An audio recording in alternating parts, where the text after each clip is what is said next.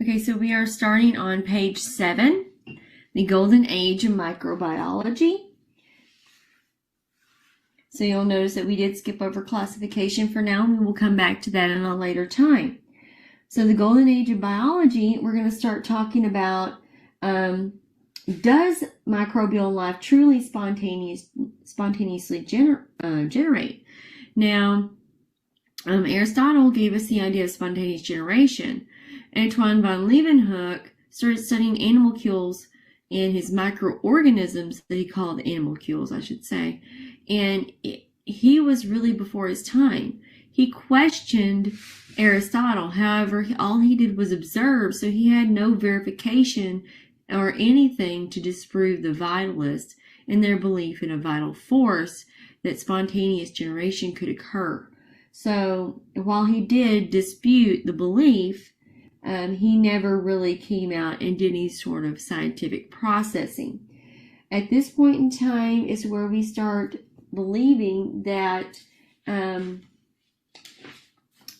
yes, indeed, there can be a true life form that is going to be created by another life form. So living matter has to come from living matter, and it could not come from non-living matter.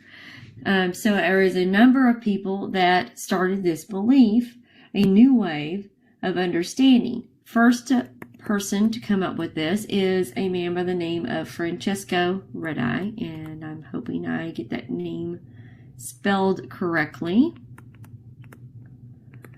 He was a very brilliant man who was Italian, and he is the first person to come up with an experiment.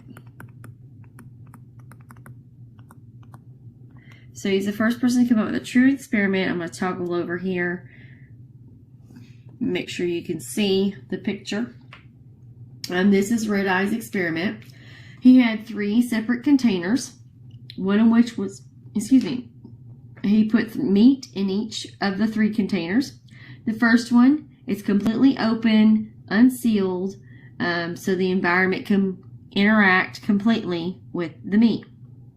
The second one has cork in it, so it's completely sealed off and air cannot enter. The third has cheesecloth over the top of it so that air can penetrate, but flies or any larger multicellular organisms cannot get through the cheesecloth.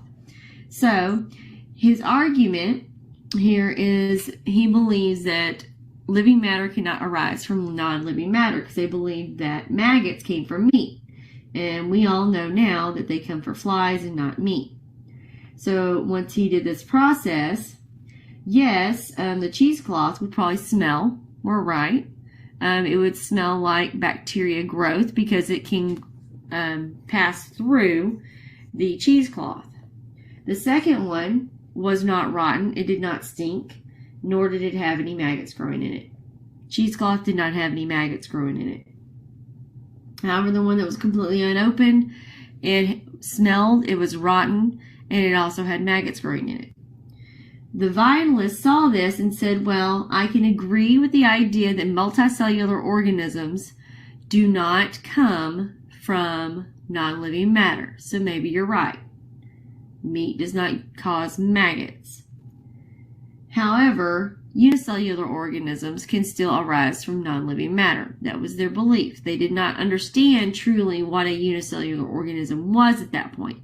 A lot of people thought that disease and infection was a curse brought on by your way of living, the way you interacted, and it was all your fault. You were just a bad person, and we wanted to make sure that the bad air around you did not cause anyone else to get sick.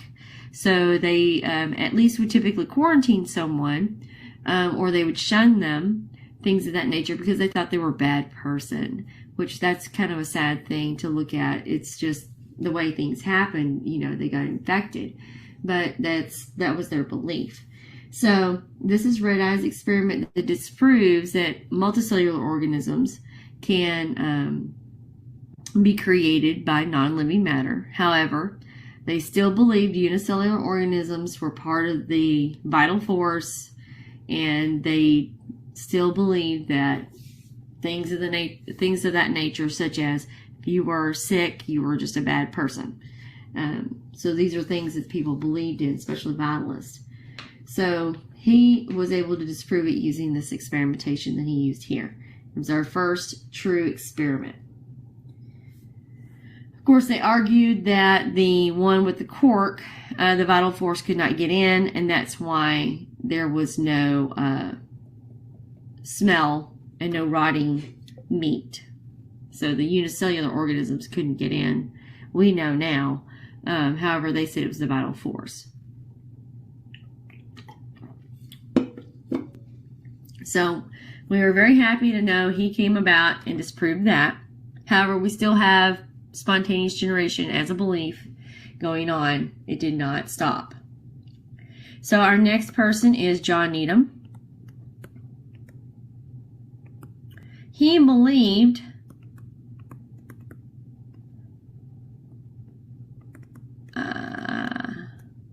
in the vital force.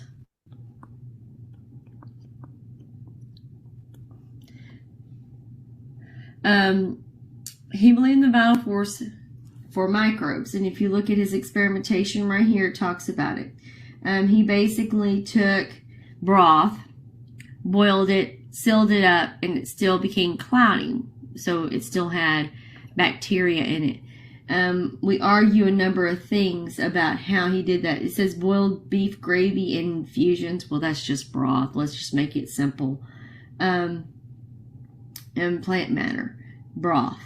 He sealed the containers with corks. Well, we can argue maybe he didn't boil it long enough. Maybe he didn't seal it properly. Things of that nature. There's all sorts of contamination that can occur with experimentation, and we're definitely going to learn that. He was elected as a member of the Royal Society in London, or Britain. So very interesting fact that he was one of those members of the Royal Society due to his experimentation. The next person to come along behind him was Lazzaro Spallanzani. Another very smart Catholic priest.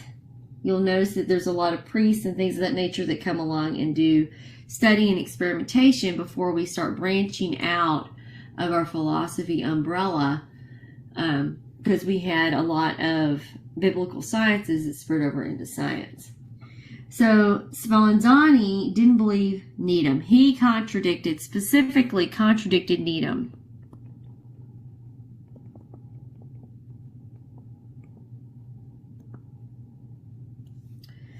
And what he said is these three bullets here. Hopefully you can see them. I'm going to move this up and over so we can get in the main light.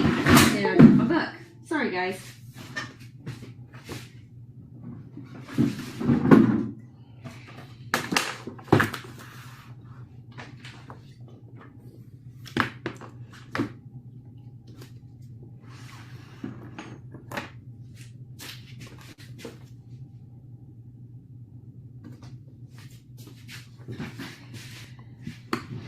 All right, so let's see if we can do this.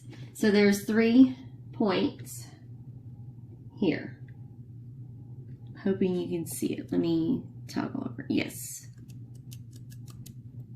Okay, so he said Needham either had failed to heat his vial sufficiently to kill all the microbes or had not sealed them tightly enough. The second thing he said about Needham, this guy must have really had it in for Needham. Microorganisms exist in the air and can contaminate experiments. This man was very smart. Spontaneous generation of microorganisms does not occur. All living things arise from other living things. He is the one that came through and kept saying, okay, I'm going to go through and I'm going to seal my experiments and I'm going to boil them sufficiently. And he was able to do the same thing that Needham did without having contamination. This should ideally settle the controversy of spontaneous generation. However, like I said, there are some vitalists. And remember, we've been believing this for 2,000 years. And a man like Aristotle said it.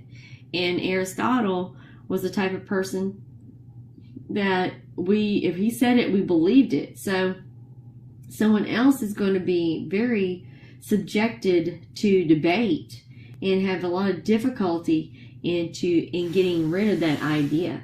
So we still argue that there's a life force that we are reckoning with that is going to create organisms from non-living matter. So so it took a while longer, and we had a man by the name of Louis Pasteur that came along and defeated those ideas. Now, Pasteur is probably one of the most significant people that we could possibly ever have in microbiology. He one of the people that is still known today very well. There is a French, he was French, there is a French microbiology university named after him that is very well known and very famous. He's probably one of the most famous and well-known microbiologists to date. He did dethrone the idea of spontaneous generation. I'm going to go ahead and erase all this information here. And he is one of our major contributors to how we conduct experimentation today. So he is very extremely important.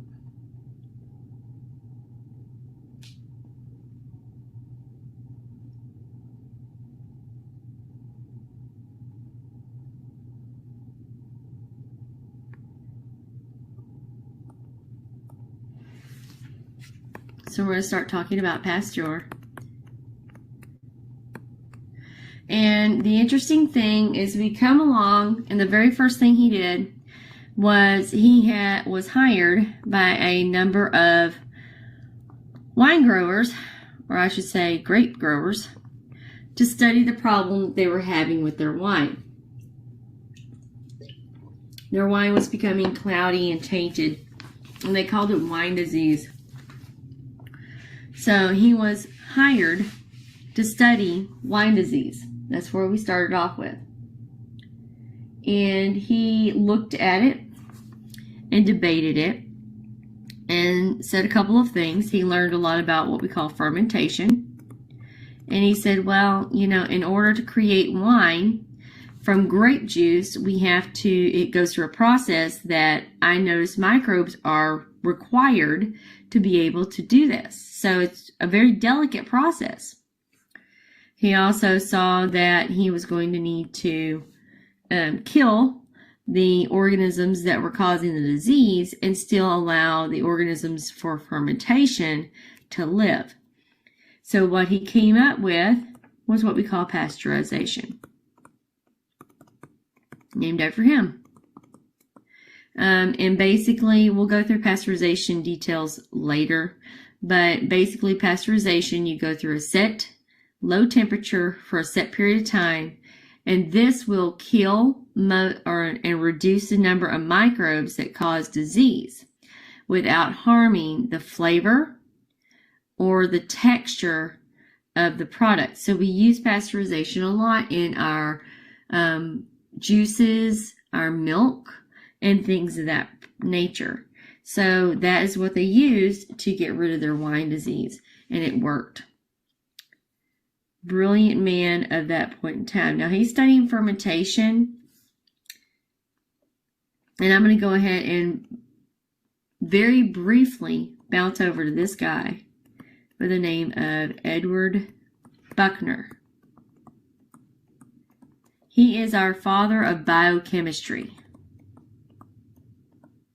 He was also studying fermentation, but what he noticed was specific cycles and specific things such as their nutritional breakdown, such as carbohydrates, lipids, proteins, things of that nature.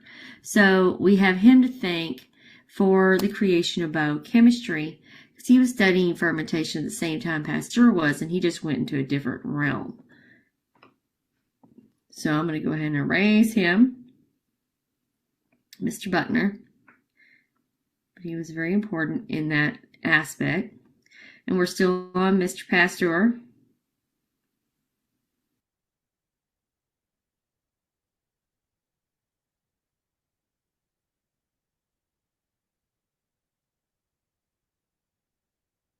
So he's come along and done this. And he's become a fairly important scientist.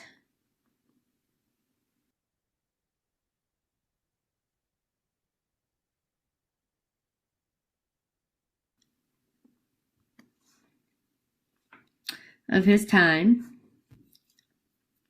And he goes through and he spends 10 years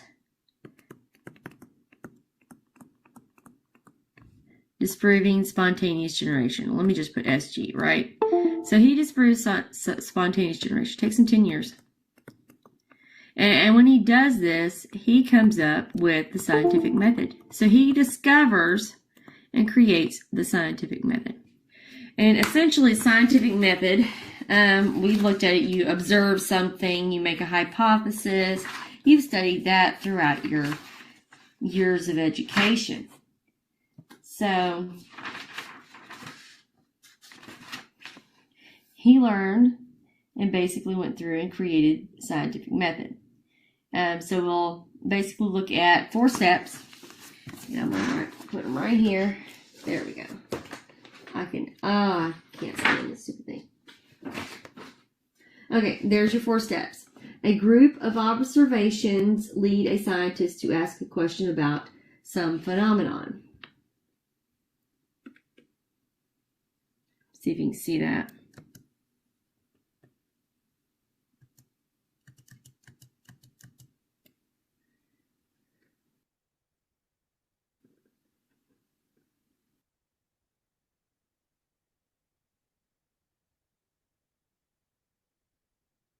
Okay, I think that's about as good as I'm going to be able to get it.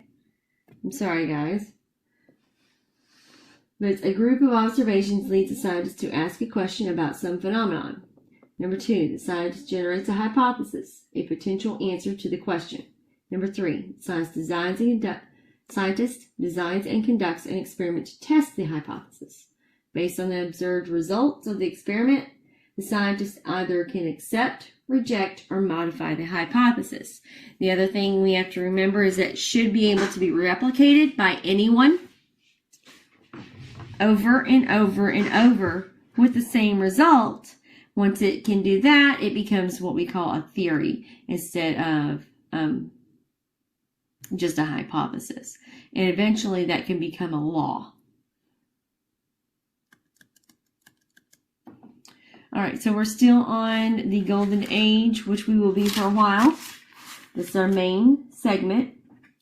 And that's pretty much most of what Pasteur did.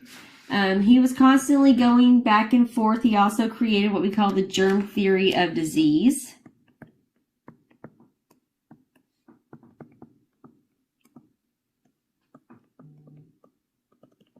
And basically this was that diseases are caused by microorganisms.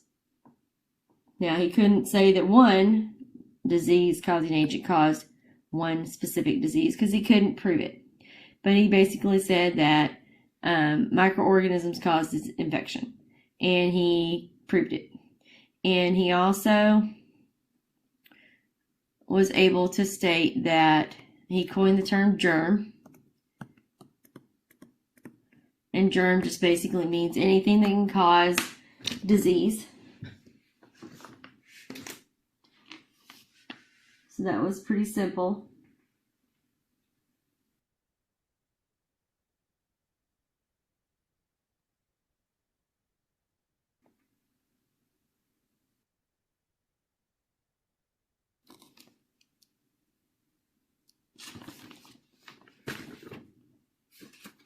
Very brilliant man.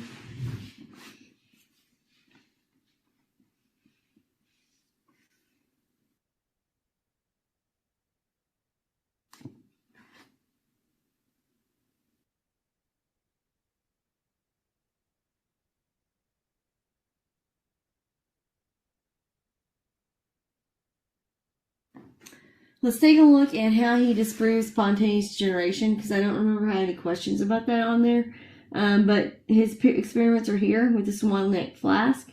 So this is the amazing thing that he did, because remember, the vitalist argued that as long as the vital force cannot get in, then we cannot prove any of our theories. So he had swan neck flask that he created to do this. And what he would do is leave it here for sometimes 2 weeks. And there would be no bacteria growing, no cloudiness. As soon as you tip the actual flask to where the broth can get down here, where the microbes are going to settle, then you tip it back up, and immediately you'd have an infection, if you will. I shouldn't say infection, but immediately you'll have bacteria growing. Sometimes he would break the top of the flask. When he broke the top of the flask, immediately he had bacteria that would begin to grow in his broth that he had boiled.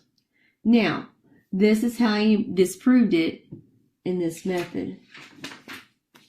This goes through and explains it a little more in depth and in detail about how he applied the scientific method to investigation so that he could be able to disprove spontaneous generation.